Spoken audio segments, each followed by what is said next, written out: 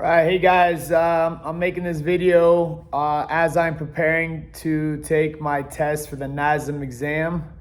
I haven't really found anything I like to listen to as I drive and basically study as I drive. So one way I'm gonna work it right now is basically going through questions I have gotten wrong or I'm not sure about, and I'm just gonna read them out and basically give some options answers. So basically this is a audio quiz book for me to use while I drive.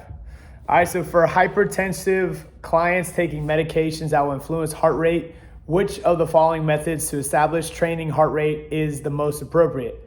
Age predicted maximum heart rate, Carvonian formula, heart rate response, or heart rate reserve? Answer is heart rate response.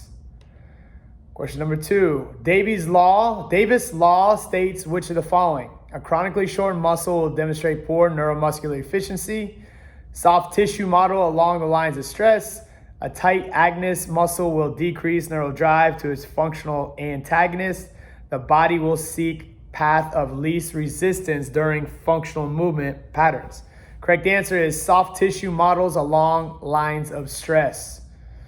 Another answer I got wrong is which of the following is the appropriate number of exercises per body part per session for a client who has the goal of muscular hypertrophy? 1 to 2, 2 to 4, 4 to 6, 6 to 10. The correct answer is 2 to 4 for hypertrophy per body part per session as a goal of muscular hypertrophy. Next question. Muscle imbalance can be caused by lack of core strength and poor training techniques. Which concept causes the bicep femoris and the piriformis to compensate in a squatting movement? So we're talking the bicep femoris is behind the knee laterally, so the outside of the body, right? So it's something that's tight right back by hamstring. The piriformis is more on the upper back side of the hip, more where your back pocket is. So compensating squat movement, is it autogenic inhibition, synergistic dominance, arthrokinetic dysfunction, altered reciprocal inhibition? The correct answer is synergistic dominance. So muscle imbalance can be caused by lack of core strength and poor training techniques. Basically, the bicep femoris and piriformis are compensating. That is synergistic. That is your synergist muscles coming in to help.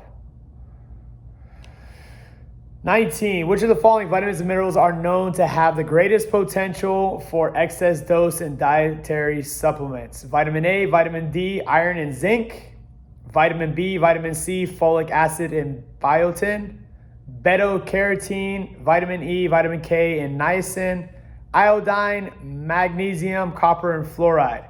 Correct answer is vitamin A, vitamin D, iron, and zinc. Next question. The Golgi tendon organ is an essential component of static stretching because it increases muscle spindle activity. It results in reciprocal inhibition. It allows muscle fibers to contract. It allows lengthening of the muscle. The correct answer is it allows lengthening of the muscle. Which of the following is the innermost layer of muscular connective tissue? Fasciitis, endomysium, paramysium, epimysium. Correct answer is endomysium. That's said right. In which of the following situations could a certified personal trainer refer a client to a medical practitioner? When the trainer becomes aware of diagnosed osteoporosis, when the trainer becomes aware of diagnosed diabetes, when a trainer becomes aware of diagnosed hypertension, when the trainer becomes aware of an undiagnosed allergy, when the trainer becomes aware of undiagnosed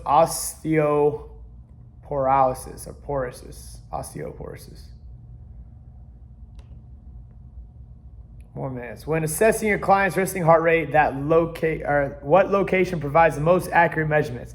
Femoral artery, subclavian artery, radial artery, brachial artery. The answer is radial artery, right on the inside. You got radial, and then you have whatever that's called, the other one. Dehydration affects the body by increasing blood volume, performance, heart rate, sweat rate. The answer is heart rate. When manually monitoring a client's pulse, the trainer counts 17 beats in 6 seconds. Which of the following is the client's heart rate? I have no idea. 85, 104, 117, 170. The answer is 170. I gotta look that up. I don't know why. A client who has an increased functional capacity to adapt to a stressor is in which of the following stages of the general adaptation syndrome? Resistance development, alarm reaction, exhaustion, periodization. The answer is resistance development. Which of the following is the appropriate intensity when training a client who is obese? 20 to 30% of their maximum heart rate, 40 to 50%, 60 to 70%, or 85 to 90% of their maximum heart rate. The answer is 60 to 70% of their maximal heart rate. Doing an overhead squat assessment, a client demonstrates an excess anterior lean pelvic tilt. Which of the following muscle is probably overactive? Bicep femoris, piriformis, transverse abdominis, lat dorsi, latissimus dorsi. Well, we know the bicep femoris is overactive. We know the lat dorsi is overactive, so I see it's one of those two. The answer is lat dorsi, latissimus dorsi. Client has mastered a single leg squat on the floor. Which of the following is a proprioceptive and challenging progression? Single leg squat on an Eric's pad, two-legged squat on the floor, two-legged squat on a Dynadisc, single leg squat on a Dynadisc. So a client has mastered the single leg squat on the floor. The next thing is to go two-legged unstable. So if it goes two legs, then you progress to one leg, then you progress to two legs unstable, then you progress to one leg unstable. So the answer is two-legged squat on a Dynadisc. Which of the following core training exercises is best for a new client? Ball crunch, front medicine ball oblique throw, reverse crunch, prone iso abs. The answer is prone iso abs is the following core training exercise best for a new client. Yes, that's basically been the thing. Plank is prone iso abs. That seems to be the number one to start with. The client is ready to progress from phase stabilization endurance to phase 2. Which of the following best describes the resistance training portions of her new strength endurance workout? Stabilization exercise with strength supersets, strength with power supersets, power exercise with strength supersets, strength exercises with stabilization supersets. The answer is strength exercises with stabilization supersets.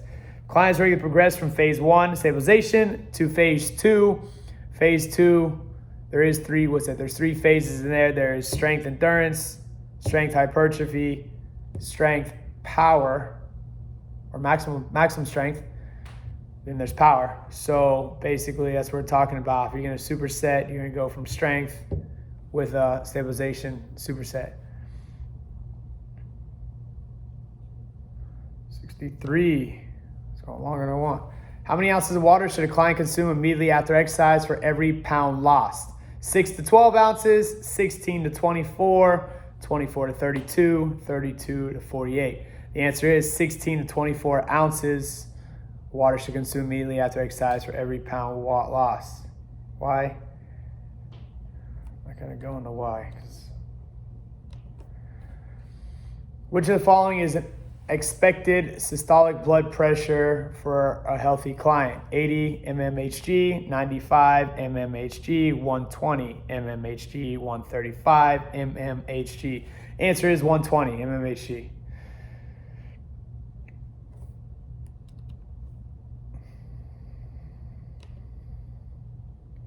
Which of the following should a trainer consider when designing a resistance training program for seniors? Progression should be from seated machines to standing exercise, 8 to 10 exercises. Phase 1 of the OTP model should be used for 4 weeks before moving to phase 2 through 5. Phase 5 of the OTP model is contradicted for senior clients due to increased safety consideration. Training frequencies should start at 4 to 5 times per week. So we're talking about training, resistance training for a senior.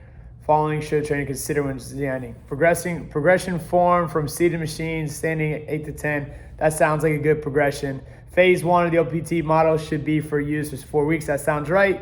But moving to phase 2 to phase 5. Phase 5, we're probably not going to do with senior clients. So I want to say that's the answer. Phase 5, the OPT model is contradicted for senior clients due to increase consideration. No phase 5. Training frequency should start at 4 to 5 times a week. No, that's advanced training. So the answer is progression should be from seated machines to standing exercises, 8 to 10 exercises. Which one of the following exercises is classified as a balanced strength exercise? Single leg squat touchdown, single leg lift and chop, single leg balance and reach, single leg hop with stabilization.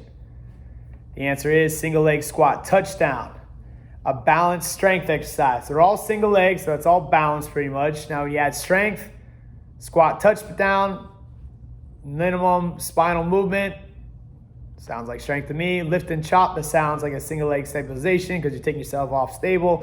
Single leg balance and reach sounds like another balance stability. Single leg hop with stabilization, that sounds like a balance power exercise, right? Because you're kind of hopping. Moving on. A couple more. Which of the following occurs at the shoulder while it is moving in a frontal plane? So what's a frontal plane? Frontal planes are going out to the sides. Sagittal planes in front of you. Transversal planes of rotation. Unless I'm still trying to figure that out on your back. You're doing some kind of chest flies. That kind of makes a transverse plane. Still trying to figure that out a little bit. While it's moving the frontal plane. So if it's moving the frontal plane, you got flexion occurring at the shoulder. What occurs at the shoulders in the frontal plane? Flexion, abduction, extension, external rotation. So it's external rotation, extension, abduction is going away, flexion. The answer is abduction. Abduction, adduction. You go AD adds, AB moves you away.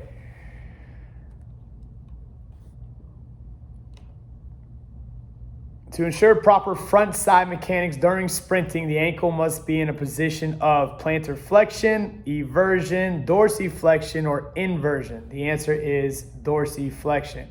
Plantar flexion, from what I understand, ball your toes. Dorsiflexion, it looks like a shark's fin, dorsal side fin, whatever. So I guess that's mechanic. I always thought it was this, but I guess it's running on the heels, technically, right? I'm not sure exactly why that is, but I thought it was plantar flexion. It's not, it's dorsiflexion. Which of the following statements is true concerning client goal setting? Clients who are certain about what they want to accomplish are less likely to successfully make life changes. A long-term goal keeps the client motivated for a longer period of time. Setting achievable goals at the lower end of the client's ability will build more confidence when accomplished. Goals should be consistent with the client's own ideals and ambitions. Answer is D. Goals should be consistent with the client's own ideals and ambitions. On to 81. Damn, 13 minutes. How many times the heart beats per minute and how much blood is being pumped with each beat is known as stroke volume, heart rate, cardio output, expiration. The answer is cardiac output. When performing a blank, the load must be placed in such a way to resist elbow extension. So elbow extension, extending the elbows, flexing the elbows. What? When performing a blank, the load must be placed in such a way to resist elbow extension. Is it a tricep extension? Is it a bicep curl? Standing cable row or a dumbbell chest press? Answer is standing. Tricep extension. Which of the following is the third step in the stages of change model? Action, pre-contemplation, contemplation, preparation. So if it's the third step, we're talking pre-contemplation, contemplation, preparation, and then action. So the third step is preparation. Last couple. Which of the following ratings of perceived exertion on the Borg scale would be implemented in a cardio training program for clients wanting to improve their aerobic base. 9 to 11, 12 to 13, 14 to 16, 17 to 19. The answer is 12 to 13. I have no idea why.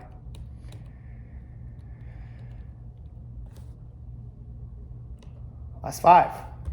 After completing the 3-minute step test, the 20-year-old male scored in zone 2. What is the correct heart rate range for when he does cardio training? 86 to 95% of heart rate max, 76 to 85, 65% to 75%, 55 to 65%. The answer is 76 to 85% of heart rate max. So after completing 3-minute step test, 20-year-old male scored zone 2. Zone 2, there is that 76 to 80. Zone 3 goes in the 80s and the 90s. So I think zone 3 is 86 to 95. So the answer is 76 to 85%. Zone 2. That's 4. Although quality and brand recognition are important, people ultimately buy personal training service based on desire to produce a meaningful outcome. Therefore, all buying decisions are based on price, knowledge, pressure, emotion. The answer is emotion. Last 3, 16 minutes. Which of the following contributes to rapid weight loss when consuming a low-carb diet? Increase in weight excretion, loss of body fat, increase in metabolism, loss of water. The answer is D, loss of water. Last 2. Under supervision of which of the following professionals is it appropriate for an adult client to follow an 800 to 1,000 calorie diet? Certified personal trainer, medical physician, nutritionist, performance enhancement specialist. Answer is medical physician. Last question. Which of the following is the system activated at the onset of any activity regardless of intensity? EPOC, ATP, PC, oxidative glycosis. The answer is ATP, PC. All right, guys, hope this helps you out. Like, I believe it's going to help me out as I drive around. Not going to look at me here, but I'm going to hear me talk. So hopefully that'll help you guys out. I'm going to do some more on it. I already did one for domain 2. I'm going to work on the other domains. And any questions I get wrong, I'm putting them out here. So maybe it'll help you out.